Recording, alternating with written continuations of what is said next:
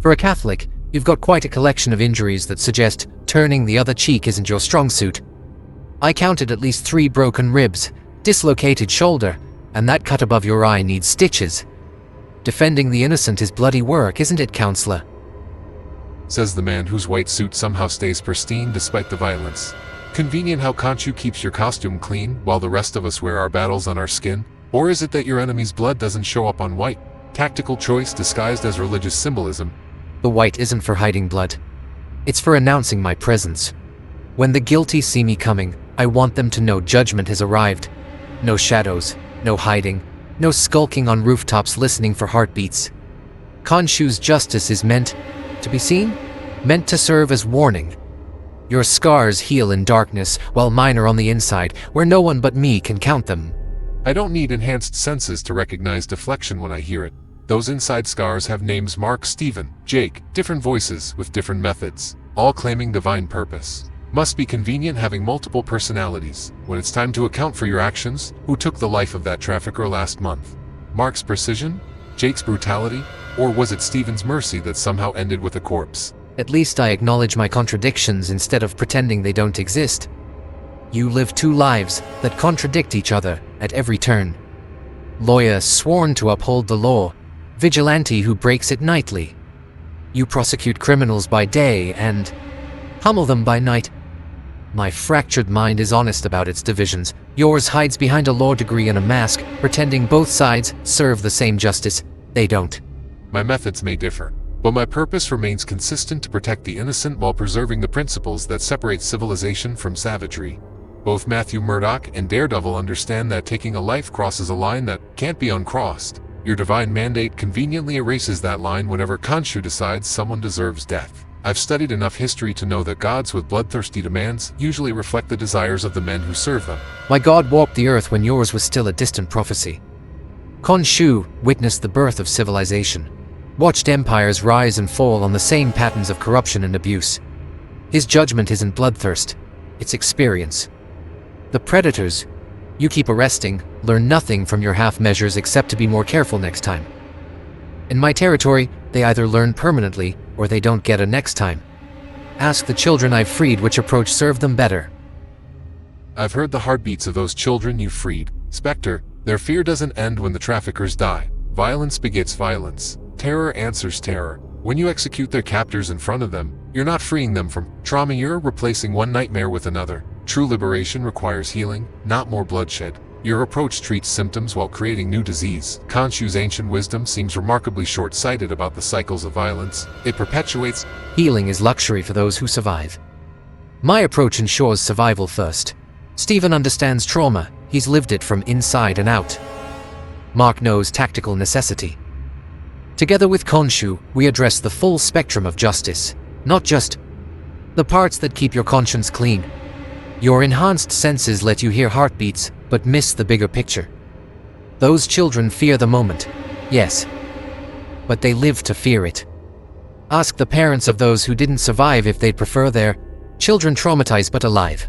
False choice. We can protect the vulnerable without becoming what we fight against. I've saved countless lives without taking any. Your method offers a seductive simplicity: eliminate the threat permanently. But justice isn't simple. It requires restraint, nuance, recognition of our own fallibility. When you appoint yourself executioner, you're claiming an infallibility no human possesses. Not even one with an Egyptian deity whispering in his fractured mind. Especially not that one. My fractured mind gives me perspective you lack. I've experienced evil from every angle: victim, witness, perpetrator, judge. Each identity contributes understanding you can't access with your singular viewpoint. Khonshu chose me precisely because I comprehend the full spectrum of human experience. Your restraint isn't wisdom, it's fear. Fear of your own capacity for necessary violence. I've embraced that capacity, channeled it toward purpose. While you're pulling punches, evil prospers in the margins of your mercy. I don't pull punches out of fear, but understanding. Every person, no matter how far fallen, carries the possibility of redemption. I've seen it happen in my practice, on these streets. When you execute someone, you're not just eliminating a threat, you're extinguishing all future possibility. Your multiple perspectives don't make you wise, they make you dangerous. Each fragment absolves the others of responsibility. Each claims divine purpose while serving very human impulses toward vengeance and control. Redemption is a beautiful theory that fails in practice. Your Catholic faith promises salvation to the repentant, regardless of their sins. Khonshu's justice acknowledges reality. Some souls are beyond redemption. Some damage cannot be undone. My fragments don't absolve each other. They complete each other. Stephen's compassion tempers Mark's judgment. Mark's discipline contains Jake's rage. Together, guided by Khonshu, we deliver what your system repeatedly fails to provide. Finality. Closure. Security that doesn't vanish with the next bail hearing. Security built on blood creates only fear, not safety. I've witnessed Fisk's rise and fall multiple times. Each time he returns, he's confronted not just by me, but by a system that, despite its flaws, preserves something worth principle that no one person should wield absolute power over life and death. Your moon god grants you that power without accountability, without check or balance. That's not justice evolving. It's justice regressing to its most primitive form, making right, cloaked in religious certainty. Your precious system is designed by the powerful to protect themselves, while creating the illusion of justice for everyone else. I've lived among the elite as Stephen Grant, seen how they manipulate the laws you revere. Khonshu's scales measure true justice, not the counterfeit version sold in courtrooms. Your multiple returns to battle Fisk don't demonstrate the system working. They prove its fundamental failure. True justice would have ended his threat the first time. Instead, your approach ensures endless victims while you congratulate yourself on moral superiority. And when you've eliminated everyone Khonshu deems unworthy of life, what then?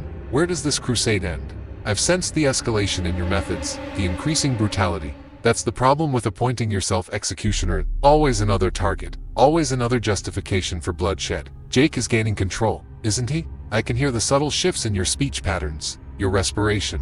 He's not a tool you're using, he's using you. Your moon god's perfect. Justice is consuming whatever humanity remains in Mark Spector. Jake serves a purpose you refuse to acknowledge. Some cancers require aggressive treatment. Your concern about where it ends reveals your naivety. Evil doesn't end. It adapts, evolves, finds new vessels.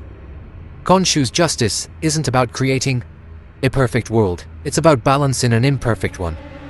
The system you defend perpetuates imbalance, protecting the privileged while abandoning the vulnerable. My methods may disturb your sensibilities, but they restore equilibrium where your legal maneuvers and rooftop interrogations repeatedly fail. Ask yourself, who truly serves justice? The man who repeats the same failed approach, or the one willing to evolve beyond it?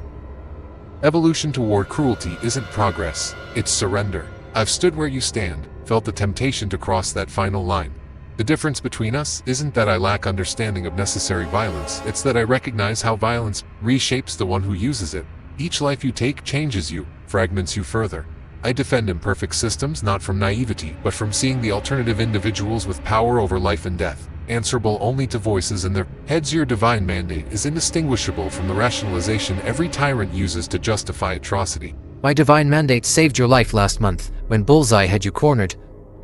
Your principles mean nothing to men like him. If I'd followed your approach, we'd be attending your funeral instead of having this debate. Your enhanced senses perceive everything except your own contradictions. Preaching restraint while dealing violence, upholding law while breaking it nightly.